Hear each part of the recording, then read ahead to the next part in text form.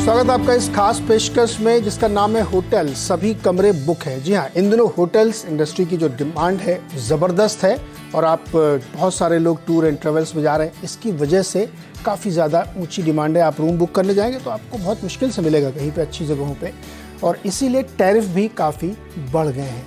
इस तेज़ी को इंडस्ट्री के तौर पर कैसे देखें, तो हमने सोचा बातचीत की जाए लेमन ट्री होटल्स के चेयरमैन और मैनेजिंग डायरेक्टर पतंजलि केसवानी जी से कि ये जो डिमांड सर्ज हम देख रहे हैं, ये जिस तरीके का एक टूरिज़्म का ट्रेंड इंडिया में बनता जा रहा है, इसको हमारी होटल इंडस्ट्री कैसे कैश इन कर रही है। पतंजलि सर, बहुत बहुत स्वागत है आपका CNBC आवाज़ पर।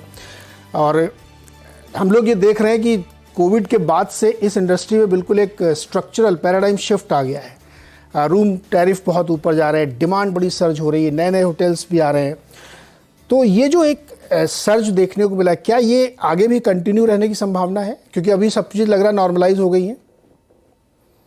नमस्कार नीरज। आई डोंट थिंक, अगर आप सर्च की बात कर रहे हैं, ये आज तक प्री कोविड दिनों से कुछ इतना ज्यादा नहीं है अब तक। तो जो आप देख रहे हैं वो है basically there has been a price increase. तो अगर लेमन ट्री की भी बात कीजिए, प्री कोविड टू टुडे हम लोगों की जो होटल्स की जो एवरेज प्राइस है वो करीब 50% बढ़ गई है। पर फिर भी अगर आप देखोगे 15 साल पहले, तो हम 30%, वी आर 30% बिलो 15 साल पहले।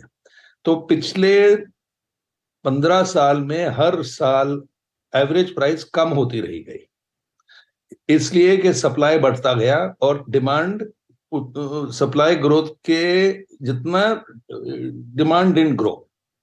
सो अभी आप आगे की बात करेंगे तो basically the big growth will be to.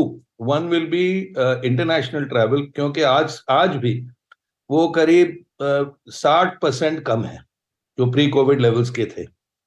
और दूसरी बात यह है कि वो जो रिटेल डिमांड है इंडिया में, वो जो पहले नॉन ब्रांडेड होटल्स में जाते थे लोग, वो आज ब्रांडेड होटल्स में पोस्ट कोविड वो शिफ्ट हो गई है। तो इसलिए आप जो अगर मुझसे आप पूछो तो मैं सोचता हूं कि demand will really pick up अगले साल। इवन टुडे जितना हो सकता है वो नहीं है। So interesting. आप ये कह रहे हैं कि अभी तो सिर्फ हमने प्राइस सर्च देखा, टैरिफ हाइक देखा, क्योंकि लोग अनब्रांडेड से ब्रांडेड में आ रहे हैं, और अगले साल की, ये आने वाले सालों की जो ग्रोथ होगी वो ज़्यादा इसलिए होगी क्योंकि इंटरनेशनल ट्रैवल अभी भी उतना नहीं हुआ है। प्लस अब आपको डिमांड देखेगी in terms of bookings, not in terms of price, right sir? Correct, पर प्राइस भी बढ़ेगी। प्राइस भी बढ़े, कितना कितना और प्राइस बढ़ेगा सर? अभी तो बहुत महंगा हो गया, लेकिन अभी और बढ़ेगा क्या?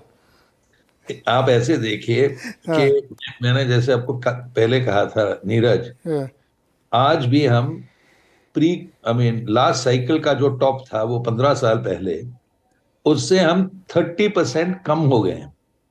अब ऐसे सोचिए कि अगर 100 रुपए था 2007 और 8 में, वो आज सब 70 रुपए है।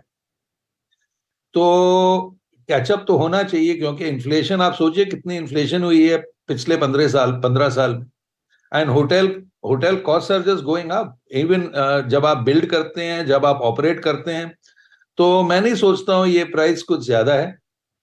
मेरा मेरा व्यू है कि अगले 18 महीने में ये 70 रुपए 100 रुपए पहुंच जाएगी, यानी कि प्री कोविड से अभी 1.5 साल आगे डबल हो जाएगा। Okay sir. सर ये बताइए हमें कि जो हम लोग इस समय ग्रोथ देख रहे हैं उसमें एक नए तरीके के लोग आते जा रहे हैं। मैं इंडस्ट्री पर्सपेक्टिव से समझ रहा हूँ, प्लस लेमन ट्री के हिसाब से, क्योंकि आपने इंडस्ट्री से बेटर परफॉर्मेंस किया है, चाहे वो मैं रेवेन्यू पर एवरेज रूम देखूं या मार्जिन्स देखूं या डिमांड देखूं, आपने सबसे बेटर किया इंडस्ट्री के। मैं आपका प्रेजेंटेशन देख रहा था। मैं ये समझना चाह रहा हूँ इंडस्ट्री ट्रेंड के हिसाब से कि क्या जो नया गेस्ट है वो बहुत बढ़ रहा है या रिपीट गेस्ट बहुत बढ़ रहे हैं? तो पहले मैं आपको एक रेशियो बताता हूँ। जितनी इकोनॉमी रियल टर्म्स में बढ़ती है हर साल, होटल रूम डिमांड तकरीबन 1.5 गुना उससे ज्यादा बढ़ता है। तो अगर इकोनॉमी 6% ग्रो करेगी, तो आप सोच लीजिए कि demand for branded hotel rooms 9% बढ़ेगा। अभी ये तो पोस्ट कोविड एक ही साल हुआ है, अभी economy has come back, now it is growing 6-7%। तो मैं सोचता हूं अगले 2 साल 3 साल के लिए हर साल 10% ग्रोथ इन डिमांड होगा। और जैसे मैंने कहा, पहले जो लोग थे वो अनब्रांडेड होटल्स में रहते थे, वो अभी ब्रांडेड होटल्स में शिफ्ट हो गए। उनको सिक्योरिटी, हाइजीन, सेफ्टी, बहुत रीजन हैं। तो that is not a growth in demand, that is a shift from unbranded to branded. आप ऐसे सोचिए, अभी जो ग्रोथ इन डिमांड है वो है इकोनॉमी ग्रोथ के कारण, और वो है 10%।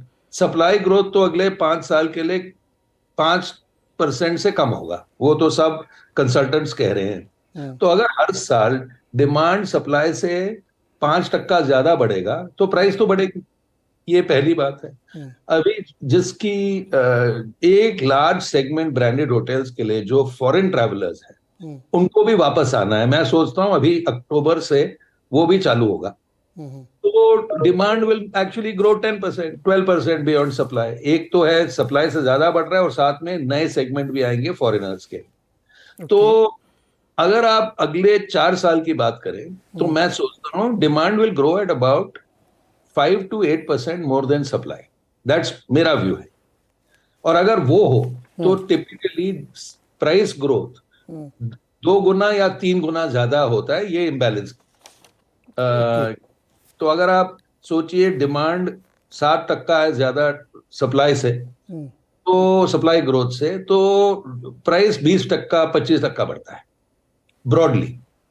Correct sir. आपका जो मैंने देखा करंट स्टेटस 31 मार्च तक 88 होटल और 8,500 के करीब रूम है। आपने जो विज़न रखा है 2028 तक का, उसमें 20,000 प्लस रूम्स और 300 plus hotels, more than double की ग्रोथ है। ये एनेबलर्स क्या है आपकी पर्टिकुलर लेमन ट्री की इस ग्रोथ के लिए? एक इसके बारे में भी बताइएगा, जो मुंबई में आप होटल लगभग बन रहा है, देश का सबसे बड़ा होटल होगा शायद ये। हाँ, देश का सबसे बड़ा है, 700 कमरों का। हाँ। तो हमारी ग्रोथ तो अभी एसेट लाइट है। तो केवल लेमन ट्री ब्रांड से हम मैनेजमेंट कॉन्ट्रैक्ट्स देते हैं, और कीज ब्रांड जो हमारा दूसरा ब्रांड है, उनसे हम फ्रेंचाइज करते हैं, होटल्स फ्रेंचाइज करते हैं। फर्क यही है कि जब हम मैनेज करते हैं तो हमें कुछ अश्योरेंस है, गारंटी है कि उसका जो प्रोडक्ट है, उसका जो सर्विस है, क्योंकि हम मैनेज कर रहे हैं, वो मिनिमम लेवल्स पर है, लेमन ट्री लेवल्स पर। कीज वो है more like a marketing agreement, कि आप अपना होटल चलाइए हमारे ब्रांड पर, हम उनको बेचेंगे, डिस्ट्रीब्यूट करेंगे, sales, I mean you know, तो we support them in the revenue side. मैं ये भी कहना चाहता हूं कि जो आपने जो आप प्रेजेंटेशन की बात कर रहे हैं, हमने कहा कम से कम हम उतना करेंगे। मेरा व्यू है हम 3 गुना बढ़ेंगे। ओके। तो ये 20,000 21,000 तो हमारा मिनिमम एक्सपेक्टेशन है। ओके। और ये जो मुंबई वाला होटल है जो 700 कमरों का है, ये गेम चेंजर है, क्योंकि इसका जो रेवेन्यू प्रोजेक्शन आपने रखा है लगभग 200 करोड़ के आसपास का, जो कि मैंने तो कहा है 300 करोड़ से ज्यादा होगा। हाँ। उसका स्टेबल स्टेट EBITDA, हाँ, प्रॉफिट कम से कम 180, हाँ, मोर लाइकली 200 करोड़ होगा। ओके। ये सर कब तक शुरू हो जाएगा? दिवाली के पहले, तो अक्टूबर में। दिवाली के पहले अक्टूबर नवंबर में ये शुरू हो जाएगा, जो कि सबसे बड़ा होटल है। ओरिका ब्रांड नेम है सर ना इसका? हाँ जी, नीरज ओरिका ब्रांड है। या एक चीज़ और सर, आपके प्रेजेंटेशन में एक और बहुत इंटरेस्टिंग चीज़ लिखी हुई है कि जो भारत और इंडिया के बीच का गैप है, उसमें Bharat is willing to pay more to fulfil their aspirations. Economy की जो सिचुएशन इस समय हम लोग देख रहे हैं, उसमें कुछ पॉकेट्स में बहुत बढ़िया तेज़ी देखने को मिलती है, लेकिन कुछ पॉकेट्स में गड़बड़ है। तो चूंकि आपने भारत और इंडिया के बीच में ये बात की, तो मुझे वो समझाइए जरा। तो अब ऐसे सोचिए, मैं थोड़ा बाहर जाता हूँ इस क्वेश्चन से, फिर क्वेश्चन पर आता हूँ। इंडिया आज करीब, जो चाइना था 2008 में, वो इंडिया आज जीडीपी पर कैपिटा, अगर आप अर्बनाइजेशन देखिए, तकरीबन थर्ड ऑफ इंडिया अर्बन है और 2/3 इज नॉट अर्बन।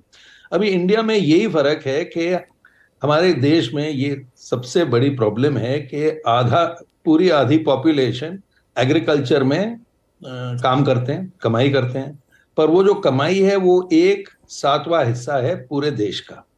तो आप ऐसे सोचिए कि आधा पॉपुलेशन 1/7 हिस्सा मिल रहा है उनको, और दूसरे आधों को 6/7 मिल रहा है। तो ये अभी होटल रूम्स कौन कौन रहते हैं होटल रूम्स में? ये हैं अर्बन पॉपुलेशन, जहां और टियर 2 टियर 3 टाउन्स। तो जब आप कहते हो कि इंडिया का जीडीपी पर कैपिटा 2000 या $2,500 है, एक्चुअली द अर्बन पॉपुलेशन उनका तो बहुत ज्यादा है उससे, क्योंकि एवरेज की बात यह है 2000।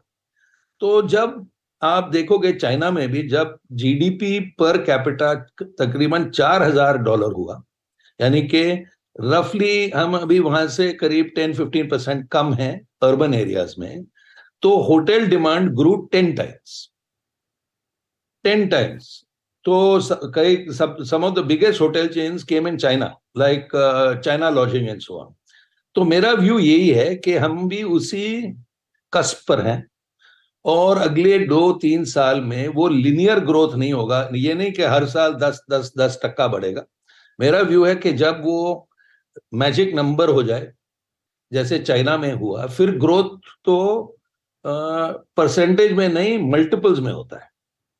तो हम लोगों का भी फोकस वैसे है कि हम tier 2 tier 3 and tier 4 towns में हम जाना चाहते हैं। 2 रीजंस, वहां डिमांड है, नंबर 2 वहां ब्रांडेड होटल्स नहीं है, और इसलिए हमारा जो पूरा स्ट्रेटेजी है, management contract strategy, franchise strategy, is to go to tier 2 tier 3 tier 4, क्योंकि टियर 1 और मेट्रो में काफी होटल कमरे हैं ऑलरेडी। पता नहीं सर, बहुत इंटरेस्टिंग बात आपने कही कि अच्छा, उन छोटे शहरों में बड़ा एस्पिरेशनल क्लास भी है, जिसको अच्छे होटल में रहना, बढ़िया गाड़ी खरीदना, अच्छे महंगे कपड़े पहनना, ये एस्पिरेशनल क्लास है और ये बहुत तेज़ी से बढ़ रहा है, इसमें कोई शक नहीं है। भले ही वो 20% ही हो, लेकिन वो 20% इतना बड़ा मार्केट क्रिएट करता है कि शायद वो डिमांड सप्लाई का मिसमैच हो जाता है। ये एकदम परफेक्ट बात कही आपने। एक थोड़ा और मैं अनरिलेटेड क्वेश्चन से समझना चाहता हूँ इस इंडस्ट्री को। जैसे मतलब समझने के लिए कि टेंट हाउस का बिजनेस होता है या होटल का बिजनेस होता है, या इस तरह बिजनेस जहाँ बहुत जल्दी जल्दी चॉइसेस बदलती हैं लोगों की। कटलरी बदलना है टेंट हाउस को, तो हर शादी के सीजन के बाद उसको बदलना है, तो उसके ऑपरेटिंग एक्सपेंसेस बढ़ते रहते हैं। वैसे ही होटल में लोगों को लगता है कि अरे यार, नई प्रॉपर्टी कहीं बनी है ना, उस पर चलें, उसने कुछ नया किया होगा। क्या ये इंडस्ट्री के लिए एक्सपेंसेस बढ़ाता है ऑपरेटिंग लेवल पे, और इसकी वजह से एक प्रेशर रहता है कि हर समय कुछ ना कुछ उसमें नया करना ही करना है, जो कि आपके लिए एक बर्डन रहता है? इसको कैसे मैनेज करती है होटल इंडस्ट्री? देखिए, डिमांड जब आप देखते हैं नीरज, एक है कॉर्पोरेट डिमांड। अभी जब आप काम के लिए यानी कहीं कहीं कोई नए सिटी में जाते हैं, तो आपको सिटी के अंदर एक होटल में रहना है। जिस टाइप ऑफ होटल की बात आप कर रहे हो वो है लेजर। वो मैं सोच रहा हूँ अच्छी बात है, क्योंकि जो यंग इंडियन है आज जैसे आपने कहा, वो एस्पिरेशनल है, ही लाइक्स क्वालिटी, उनको क्वालिटी चाहिए at the right price, which is very fair, और वो एक्सपीरियंशियल भी है। जो 25-30 साल 35 साल के यंग इंडियंस जो ट्रैवल करते हैं, तो जो आपने कहा वो एब्सोल्युटली सही है कि नए लोकेशंस में नए होटल्स, उनको वहां जाने की they want to go there, but it's a good thing, क्योंकि हम भी वहां होटल्स डालना चाहते हैं, क्योंकि वहां डिमांड है। तो इट्स अ इकोसिस्टम। जो लेजर मार्केट है, that is gone through lot of change. अगर आप देखें तो गोवा में कितने विलाज है, एयरबीएनबी टाइप प्रोडक्ट्स हैं, कि आजकल लोग होटल में इतना नहीं, वो विलाज में जाकर रहते हैं। तो this is a part of the evolution and it's a good thing, and price has not increase that much. Inflation है, पर हमारी biggest problem for the hotel industry in cost is really the cost of power and fuel and the cost of people, labour cost. तो वो तो it is fair with high inflation, it is fair to increase it every year. हम लोगों ने भी इस साल काफी बढ़ाया सब लोगों का सैलरी, और वो I think is very fair to do. Okay, तो ये थी होटल इंडस्ट्री और स्पेसिफिकली लेमन ट्री की इंडस्ट्री और लेमन ट्री के इनसाइट्स जो हमें केसवानी सर ने समझाया। सर बहुत बहुत शुक्रिया जुड़ने के लिए, और हम लोग इंतजार करेंगे कि अब वो मुंबई वाला होटल कब तैयार हो और हम लोग उसको फिर देखें भी। बहुत बहुत शुक्रिया सर हमारे साथ जुड़ने के लिए। छोटा सा एक ब्रेक, और ब्रेक के बाद हमारे साथ जुड़ेंगे गौरांग शाह जी। तो होटल इंडस्ट्री तो हमने समझ लिया, लेमन ट्री हमने समझ लिया, लेकिन इस अगर हमें इन्वेस्ट करना है तो कौन सा होटल वगैरह स्टॉक होगा जहाँ पे पैसे लगाया सकते हैं। ब्रेक के बाद इससे आपका और होटल के सभी कमरे बुक है, ये स्थिति है होटल इंडस्ट्री की। लेकिन अगर हम इस पर निवेश करना चाहें तो वो कौन से शेयर हो सकते हैं और क्या डायनेमिक्स है। गौरांग सर हमारे साथ जुड़ गए हैं। गौरांग सर, होटल इंडस्ट्री आजकल बहुत ज़ोरदार तरीके से फ्लॉरिश हो रही, चारों तरफ घूमने फिरने सब लोग जा रहे हैं। इसमें निवेश करना हो तो आपके हिसाब से 1, 2, 3 में कौन से स्टॉक आएंगे? बहुत बहुत धन्यवाद नीरज जी आपका, और आप सभी को शुभ दिन हमारे तरफ से। तो अभी आपकी जो वार्तालाप चल रही थी केशवानी जी से, सीएमडी लेमन ट्री की, कमूमन जो बातें उन्होंने बताई उसी विचारधारा पर हमने इस क्षेत्र पर थोड़ा बहुत ध्यान दिया है। और हम ये भी मानते हैं कि न तो सिर्फ छुट्टी को लेकर के, लेकिन कारोबार से जुड़ी हुई यात्रा जो होगी, त्योहारों को लेकर के जो जुड़ी हुई यात्रा होगी, या फिर शादी ब्याह को लेकर के जो इवेंट्स होगी, उसको लेकर के जो ऑक्यूपेंसी रन रेट है वो काफी बेहतरीन तरीके से ऊपर जा सकती है। यहाँ से जो टैरिफ्स है, यानी कि रूम के जो रेंट्स है, वहां पर भी हमें लग रहा है कि 10 से 15% के ऊपर के तरफ के दायरे आपको बहुत ही छोटी अवधि में देखने मिल सकते हैं। हम ये कहेंगे कि अगर किसी निवेशक को इस हॉस्पिटैलिटी क्षेत्र से जुड़ी हुई कंपनियों में निवेश करना है तो 2-3 चीजें ध्यान में रखें कि उनके पास जो एसेट्स है या फिर प्रॉपर्टीज है वो चारों दिशा में फैली हुई नहीं चाहिए। मिसाल के तौर पर इंडियन होटल्स एक नाम है, जहां पर हमने मेरे ख्याल से मार्च के महीने में इस साल कवरेज शुरू की थी, तभी 300 रुपए के आसपास का दाम चल रहा था। आज मेरे ख्याल से 390 के ऊपर के दाम है। तो इंडियन होटल जैसी कंपनियां हैं जो जहां पर आप निवेश कर सकते हैं। ये भी अभी आप जो बात कर रहे थे लेमन ट्री की, मेरे ख्याल से वो भी एक बहुत ही सक्षम और मजबूत अफोर्डेबिलिटी को लेकर के एक शानदार होटल है। ये कोई रिकमेंडेशन नहीं है नीरज, क्योंकि कवरेज नहीं है, लेकिन जिस तरीके से कारोबार फैलने की योजना है लेमन ट्री की मैनेजमेंट की, और आप भी अभी जिक्र कर रहे थे कि 88 से लेकर के 300 तक पहुंचने की बात कर रहे हैं, हमें लग रहा है कि ऐसी मजबूत और सक्षम नामों पर आपको ध्यान देना चाहिए। और अगर भारत की विकास दर बढ़ती है, कंपनी विदेशी आकर के यहाँ पर अपना कामकाज स्थापित करना चाहती है, तो मेरे ख्याल से बिजनेस रिलेटेड ट्रैवल जो है नीरज, वो काफी तीव्र गति से आगे बढ़ सकता है, और that would translate into good numbers for hotel industry. Okay, तो इंडियन होटल्स जो ताज के ब्रांड नाम से होटल जिनके हैं, ताज होटल्स आप लोग सुनते ही होंगे, वो है गौरांग सर की टॉप पिक, और उस पर आप ध्यान दे सकते हैं। गौरांग सर बहुत बहुत शुक्रिया जुड़ने के लिए और ये जानकारी हमारे साथ शेयर करने के लिए कि अगर किसी को होटल इंडस्ट्री में निवेश करना है तो उसके लिए ऑप्शन भी है, घूमने फिरने के लिए ऑप्शन तो खैर देश भर में फैले हुए हैं, बस ये थोड़ा जेब ज़्यादा ढीली करनी पड़ेगी। बहुत बहुत शुक्रिया हमारे साथ जुड़ने के लिए इस शो में।